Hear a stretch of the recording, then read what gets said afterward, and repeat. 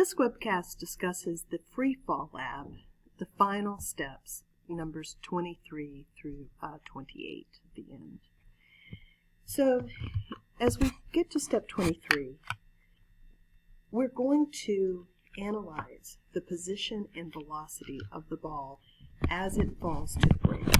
And we're going to use what we understand from the kinematic equations. So, a couple of things here. One is that we know that the initial velocity of the golf ball is 0 because when we dropped it, we just held it up, over the banister and released our fingers. It was not moving at the very beginning.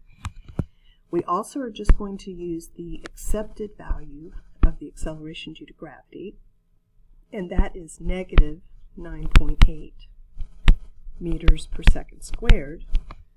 And we know the initial position of the ball was at the height that we measured, which was 5.13 meters. Okay. So when we want to calculate the position of the ball as it falls, we're going to use an equation of motion. And the equation of motion for something that's accelerating has this form. The position equals the initial velocity times the time plus 1/2 the acceleration times time squared plus the initial position. Okay. Since the initial velocity was 0, this entire term falls out, right? Because 0 times anything is still 0. So, the position of the ball equals 1/2 times the negative 9.8 acceleration times time squared plus the 5.13 meters. Or in other words, it equals negative 4.9 times time squared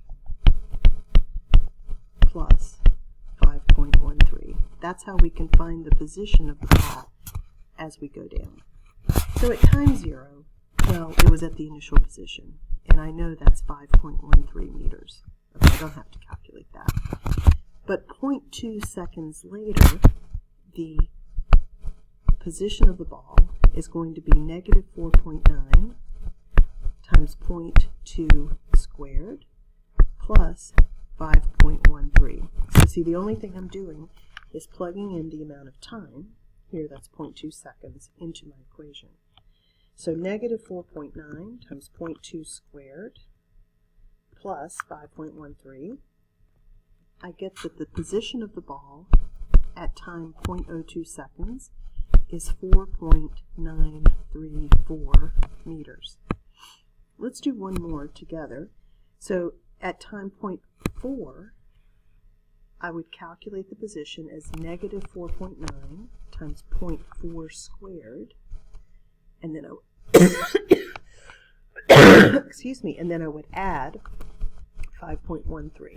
And so at time 0.4 seconds, the ball is at a position of 4.346 meters. You only need to show the work of your sample calculation one time. If you show that once, that's good enough. For the rest of this table, you can just fill in the value that you calculated. You do not really need to fill in these bottom 2 rows of the table, because by that time, the ball is already on the ground. Okay, so we don't need to have those values. Let's also talk about finding the velocity of the ball as it makes its way to the ground. And we're just going to use this kinematic equation, the first one, that tells us that the velocity equals the initial velocity plus the acceleration times the elapsed time. And of course the initial velocity was 0. So the final velocity is going to be negative 9.8, that's our acceleration, multiplied by the time. At time 0, the ball is not moving yet, right? The initial velocity is 0. But at time 0.2 seconds, the velocity would be negative 9.8 meters per second times 0.2 seconds. And so we would get negative 1.96 meters per second. At time 0.4 seconds, we would have, the ball is moving faster, right? It's speeding up in the negative direction, and so the velocity is negative 3.92. Okay, and so I'll leave it to you to complete the rest of this table. Okay, so then we get to a section where we want to show the kinematic equation, the kinematic graphs for the golf ball. So the golf ball was speeding up in the negative direction, right? It was falling down. And so I need to put the shape of the position versus time graph for that situation.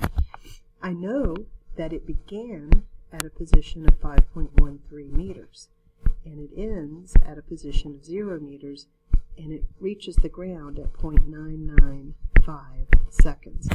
The way that I've just labeled the scale is in accordance with what it's telling me here. It says label the scales with the significant positions and times, and so I've done that. But you should go look and find the correct shape of the position versus time graph for something that is speeding up in the negative direction. And then we'll do the same for the velocity versus time, right? And of course the time scales are the same in all of these graphs.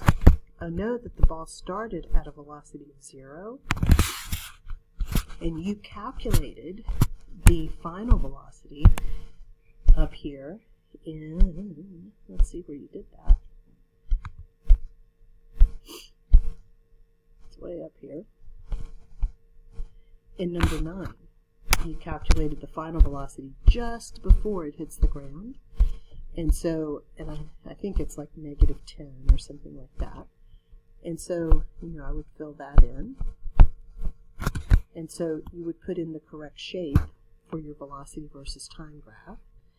And of course the acceleration is negative 9.8. And the acceleration was constant. So our acceleration versus time graph would just be a horizontal line at the value of negative 9.8. Now, in step 25, we're going to do a motion map, but since the ball fell down, we're going to do a vertical motion map. And so our scale, the ground is considered 0, and I'm just going to try to mark off, make my scale. I'm trying to make them evenly spaced.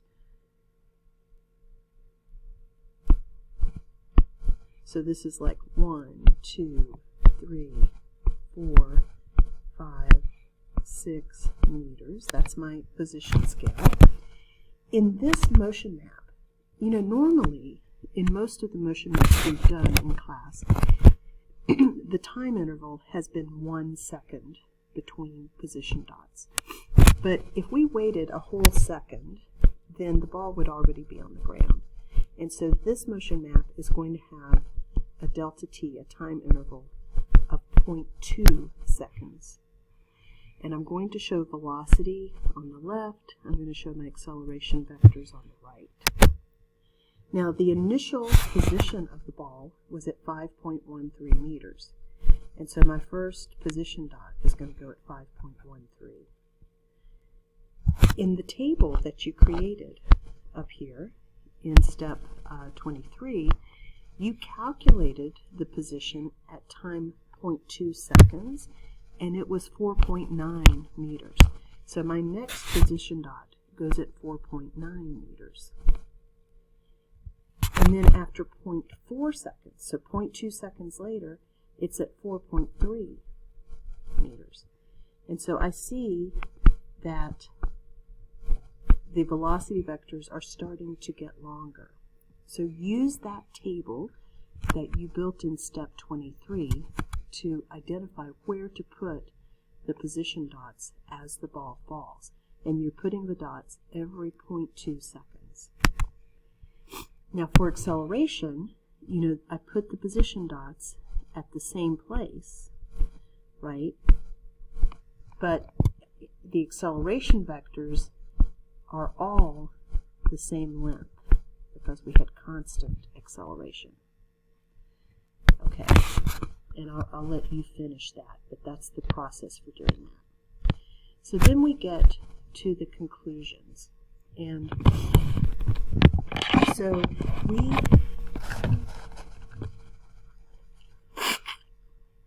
used two methods to measure the acceleration due to gravity.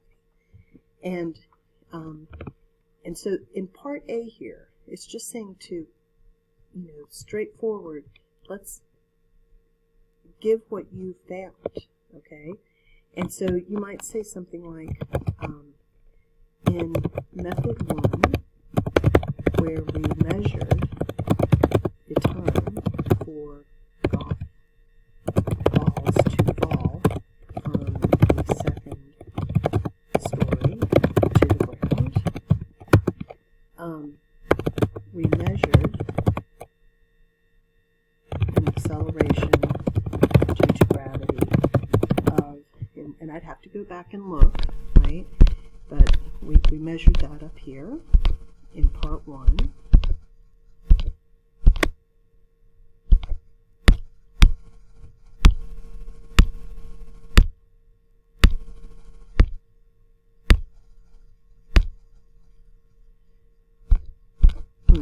I don't have it in here, but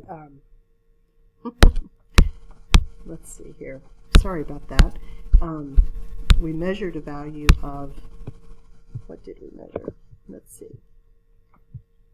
I'll look at B block data. We'll see what they got.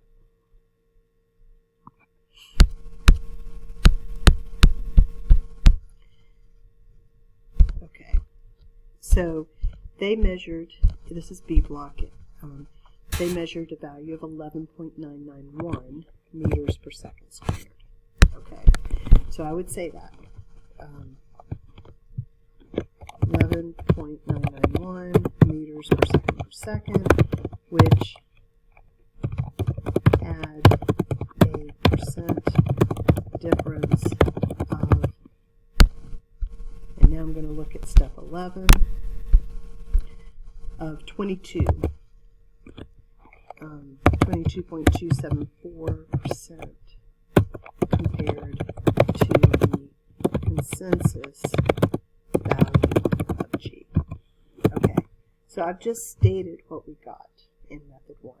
And I would write a similar sentence for method 2.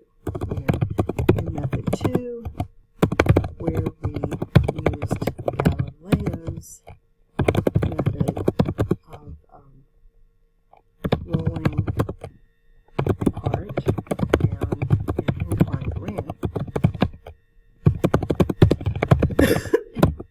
we measured, and then, the structure of the sentence is pretty similar to that. So part A is just a straightforward statement of what was found.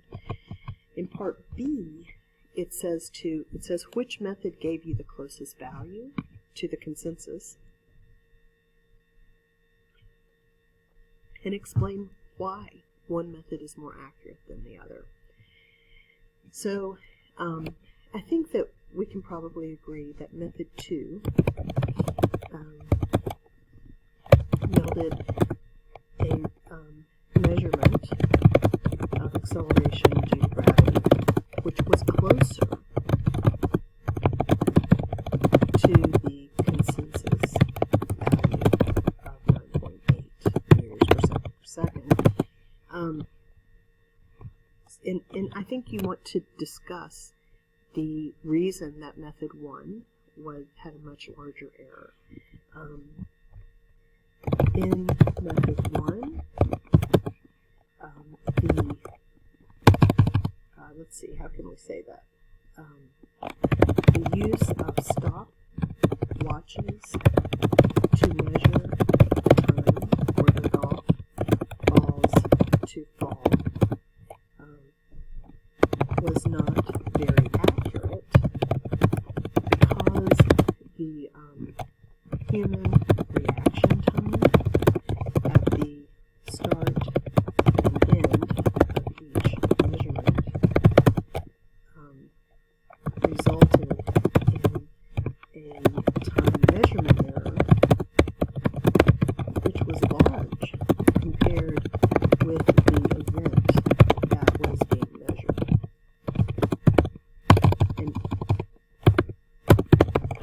And we were trying to measure something that took less than a second. It took about 0.9 seconds, we think, but the time measurement error was about 0.4 seconds. So that was a very big piece and so we could be off by a lot. And so therefore, the measurement of G using method 1 had a lot of uncertainty. Right? We're not really sure that the value that we measured was really close to the actual value of the acceleration due to gravity. In method 2, it was easier to get accurate measurements. And let's explain why. The inclined ramp slowed the motion of the object and made it easier to measure the position and time. Also, we used a motion sensor in method 2, thereby eliminating human reaction time errors. Okay, so something like that would be a good enough discussion of the sources of errors. So then in 27 it says, how would the acceleration due to gravity change if the mass of the golf ball were doubled? And if you look at from step 1, where we said that G, the acceleration due to gravity, G, equals 2 times the height divided by the square of the time. So, so we could say something like, the equation on the first page demonstrates that acceleration due to gravity is a function of the, or maybe not as a function,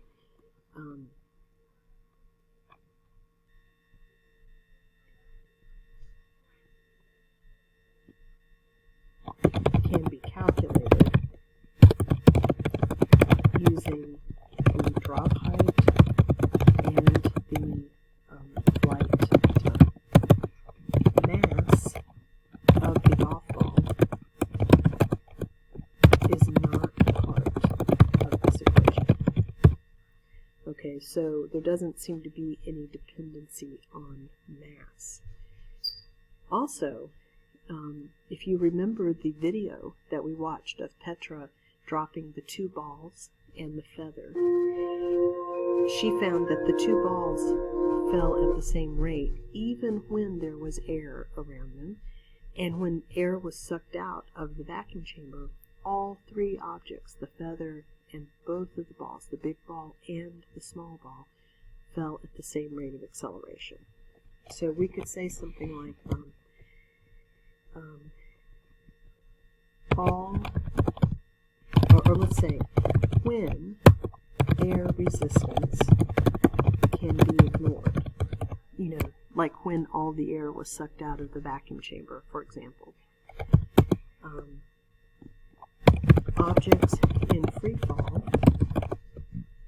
have the same rate of acceleration due to gravity, regardless of their mass. Okay, so all objects experience the same acceleration due to gravity. It doesn't matter, like if you took a a bowling ball and a golf ball, drop them from the same height, they will reach the ground at the same time. They're going to accelerate at the same rate.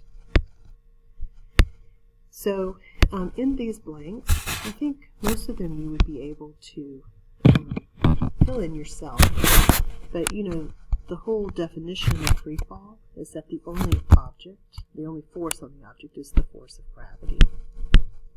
Right? We can ignore the drag force because we're saying the air resistance is so small, we can ignore it. If you go back and look at step 24, you can see that the velocity versus time graph of an object in free fall is linear in shape. And that means that acceleration is constant. Remember, acceleration is the slope of the velocity versus time graph. So if the velocity versus time graph is linear, the slope is the same everywhere. So acceleration is constant. The acceleration of an object in free fall is called the acceleration due to gravity, because we're saying the gravitational force is the only force acting on the object. And when the object is close to Earth, that free fall acceleration is represented by the symbol g. It must be a lowercase g, and its value is taken to be 9.8 meters per second squared.